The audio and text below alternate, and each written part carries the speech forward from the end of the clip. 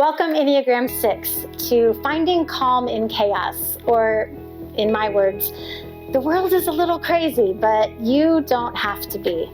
In this episode, we're going to talk about how the Enneagram 6 experiences this world that we find ourselves in that is full of conflict and things that feel somewhat out of control. And then we're going to talk about how this stress shows up in their body, in their emotions.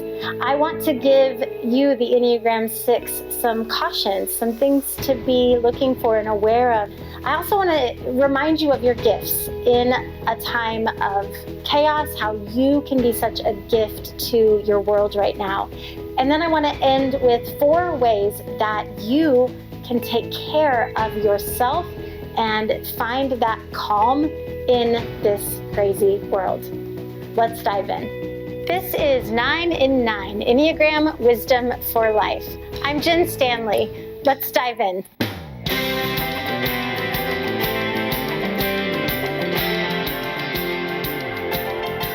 So as an Enneagram 6, you're driven to find safety and security in the world. This safety and security that is so deeply important to the Enneagram 6 can be hard to come by right now. As an Enneagram 6, you value trust, you value certainty, and you value loyal, meaningful alliances. I mean, if you could rid the world of anything, you would rid the world of chaos, of betrayal, and of insecurity. And so, take a deep breath, because this world we find ourselves in is seemingly full of the things that we would all rather live without. How this impacts the body, the somatic response for a 6, having knots in the stomach, of having a clenched jaw, or even holding your breath without realizing you're even holding your breath. And what this is coming from is the Enneagram 6 is kind of always scanning, looking for risk and imagining all the scenarios, sometimes the worst case scenarios. And so their body is like bracing for what's to come. Emotionally, of course, an Enneagram 6 is going to feel some anxiousness, some anxiety, some fear around being able to foresee so many multiple outcomes, and all of them not so good. And so as an Enneagram 6, you're kind of able to process 4 or 5 different outcomes and know that some of them would not be good at all. And that can be very, very mentally exhausting.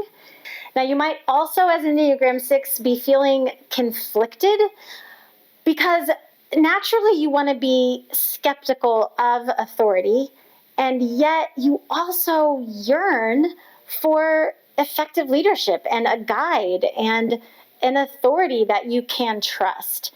And so because you're able to see both sides of issues, you're probably able to see the reasoning behind different sides of an argument, or a war even, or a conflict. And so it can be very conflicting, because you want to experience the security and the stability of knowing the answer. Sometimes there isn't a clear answer, and that can produce a lot of conflict within. And then you're also probably feeling very protective, wanting to safeguard those within your loyal circle, wanting to safeguard them against anything bad happening. Now, as a 6, when you get very stressed, you move to that Enneagram 3 number. And so this is going to be a temptation. You're going to have this feeling of being very driven to work and to over-prepare for whatever it is that may happen. So I want to caution Enneagram 6 against 2 things, and I want you to just be paying attention. And the first is information overload. So as a 6, you're wanting to do the research, you're wanting to look at both sides of a story, you're wanting to find reliable information that can make you feel safe and secure. And so unfortunately, this is when people can fall into some extreme ideology, like conspiracy theory thinking, or just ideology that maybe makes you feel safe but isn't very balanced. I want you to be mindful that if it's fear-driven, you may find yourself in those extreme thought patterns that are not healthy. The second thing I want you to be aware of is paralysis. And this is just the feeling of there's so much anxiety, there's so much potential for chaos and worst case scenario that you can't trust anybody around you, you can't trust yourself, you're in thinking overload, and so you just find yourself unable to take any action at all. Because the reality is, sixes, that you offer so many gifts to our world right now. And I really want you to lean into these things.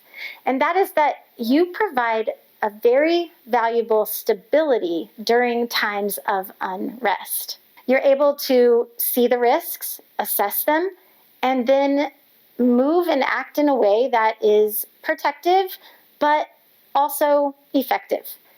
You're also really good at building alliances for the common good. You are able to put yourself and your personal interests in the equation, but not as the entire equation, and really move towards things that will help the common good. For example, I don't expect you to just dive into every opportunity for social change or justice. And I would expect that you're going to vet those opportunities, you're going to research them, and then you're going to jump in with a full heart. And it would be wise for some of us to follow that thoughtful consideration of how you will make your impact in the world with organizations that align with your values and that align with the way that you want to make an impact. You're not just going to jump in and give money or time to just any old thing. So I want to take just a minute to pause the conversation and invite you to a really special opportunity that I have going on. And when we come back, I'm going to give you 4 ways to care for your soul to find calm in the chaos. Hey, I just started this podcast and I am loving every minute of it. Would you do me a favor and follow along and also rate the show? I would appreciate that so much so that we can help spread more Enneagram wisdom to the rest of the world. So I have 4 tips for you, Enneagram 6, as you seek to find calm in a chaotic world. And the first has to do with how to take care of that bracing energy that is in your body. So I'd like for you to just sit with your feet on the floor, or you can lay down on the floor, and you want to do what they call progressive muscle relaxation. This is where you clench your toes as tight as you can for 5 seconds, and then you release them. And then you clench your ankles and your calves, which, can you clench your ankles? I'm not sure. But you clench that lower leg as tight as you can for 5 to 10 seconds, and then you let it relax. And then your upper leg, and then your glutes, and then your core, and then your chest, and your arms. And if you will just move through the body by clenching and then letting go, it's going to help your body to trust you, and it's going to maybe release some of that bracing energy. There's a helpful question that you can ask when the world is chaotic. How can I discern what is a fear-driven narrative versus trustworthy, balanced information? So that you don't over-identify with fear-driven narratives and you really make sure that you're getting a balanced perspective on the reality of the world.